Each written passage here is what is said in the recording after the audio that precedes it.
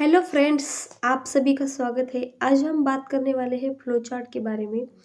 Flow chart क्या है और एल्गोरिदम और फ्लो चार्ट में डिफरेंस क्या है वो भी मैं आपको जल्दी में समझा दूंगी, क्योंकि एल्गोरिदम पर हमने सेपरेट वीडियो बनाया है। तो आज हम सिर्फ फ्लो चार्ट के बारे में बात करने वाले हैं। लेकिन जिन बच्चों ने एल्गोरिदम का वीडियो नहीं देखा है उनके लिए फ्लो चार्ट के इस वीडियो में थोड़े से एल्गोरिदम के बारे में मैं बता दूंगी। तो फ्लो चार्ट हमारे प्रोग्राम का ग्राफिकल रिप्रेजेंटेशन होता है। जब भी सी लैंग्वेज में कोई प्रोग्राम लिखते हैं तो बिना फ्लो चार्ट के लिखते हैं। फ्लो चार्ट एक डायग्राम है, वो हमेशा शो करता है लॉजिकल स्टेप सीक्वेंस में, लाइन बाय लाइन सब शो करता है।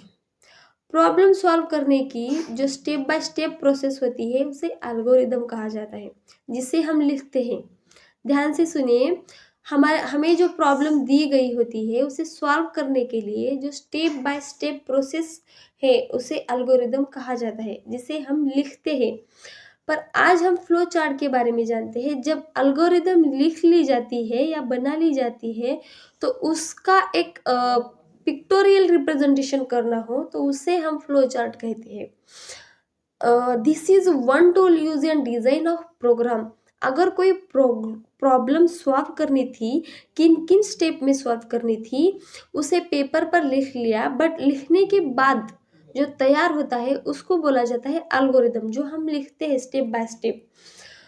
बट अगर उसको एक ग्राफिकल फॉर्म में रिप्रेजेंटेट करना हो तो वो जो हम ग्राफिकल रिप्रेजेंट करते हैं उसे ही तो कहते हैं फ्लो चार्ट। अब फ्लो चार्ट और एल्गोरिदम में सिर्फ इतना ही डिफरेंस है। एल्गोरिदम में भी हमें प्रॉब्लम सॉल्व ही करनी होती है और फ्लो चार्ट में भी प्रॉब्लम को सॉल्व करना पड़ता है।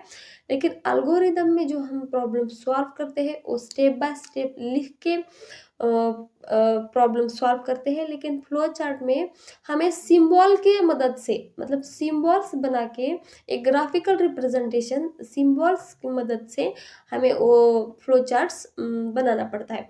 तो फ्लो चार्ट में कौन कौन से सिंबल यूज होते हैं उसे देखते हैं। तो फ्लो चार्ट में सिंबल जो यूज होते हैं, सबसे पहले जो सिंबल यूज होता है तो स्टार्ट और एंड के लिए जो सिंबल यूज होता है,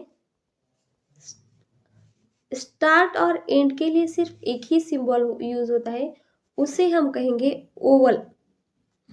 तो ओवल जो होता है वो स्टार्ट और एंड के लिए, मतलब दोनों के लिए। स्टार्ट जब हमें अपना प्रॉब्लम अगर स्टार्ट करनी है तो भी हम ओवल का ही यूज करेंगे, और अगर हम प्रॉब्लम एंड करनी है तो भी हमें ओवल का ही यूज करना है।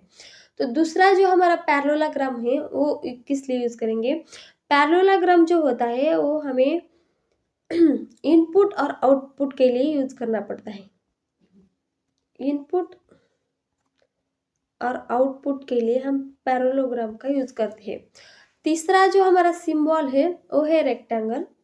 तो रेक्टेंगल जो यूज किया जाता है वो प्रोसेस के लिए यूज किया जाता है।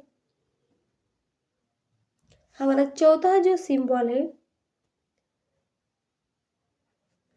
ये डिसीजन के लिए यूज किया जाता है, जिसे हम डायमंड कहते हैं।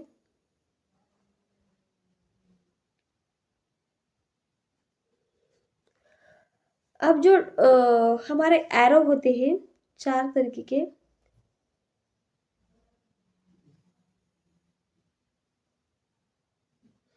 ये एरो जो होते हैं वो डाटा फ्लो का काम करते हैं, डाटा फ्लो करने का काम करते हैं।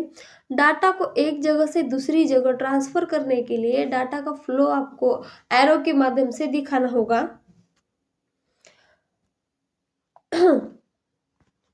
हमें और एक और सिंबल जो हमारा बज रहा था, उस पेज पे नहीं बैठ रहा था इसलिए मैं यहाँ पर लिख देती हूँ। इसे हम कहेंगे कनेक्टर्स। कनेक्टर्स जबकि अभी मेरे साथ ऐसे हुआ कि मतलब सिम्बॉल्स लिखते-लिखते मेरा पेज ख़त्म हो गया। तो जो मैंने अगला जो सिम्बॉल है वो नेक्स्ट पेज पे किया। तो इसी तरह से हमें कनेक्टर का यूज़ करना है। अगर हमें कोई बड़ा प्रॉब्लम सॉल्व करने के लिए दिया हो, लेकिन हमारा पेज अगर ख़त्म हो गया हो, तो हमें कनेक्टर की मदद से वहाँ से आगे प्रॉब्लम मतलब शो करनी है। तो फ्लो चार्ट को अच्छे से समझने के लिए एक एग्जांपल लेते हैं।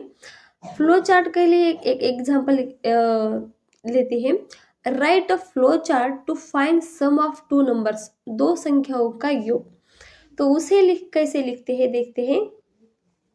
सबसे पहले मैंने आपको बताया कि हमें एक ओवल लेना है, उसमें हमें लिखना है स्टार्ट। अब ये to find sum of two numbers के लिए है। उसके बाद हमें लेनी है पैरेललोग्राम इनपुट के लिए। याद रखिए, ये जो एरो होता है वो बीच में ही होता है और एकदम स्ट्रेट होता है। अगर हमने इधर उधर किया तो हमारा आंसर गलत हो सकता है। अब इसमें इनपुट वैल्यू ले लेते हैं। इनपुट वैल्यू ऑफ, अब टू नंबर्स है तो हम ए एंड बी का यूज कर सकते हैं, ए एंड बी। उसके बाद अब हमने इनपुट ले लिया है तो इनपुट पर होगी हमारे प्रोसेस। तो उसके लिए हमें प्रोसेस के लिए रेक्टेंगल की आवश्यकता होगी। अब रेक्टेंगल में हम लिखने हैं sum is equal to A plus B. अब हमने प्रोसेस तो कर दी है, अब हमें डिसीजन लेना है। तो डिसीजन के लिए जो यूज होता है वो होता है हमारा डायमंड।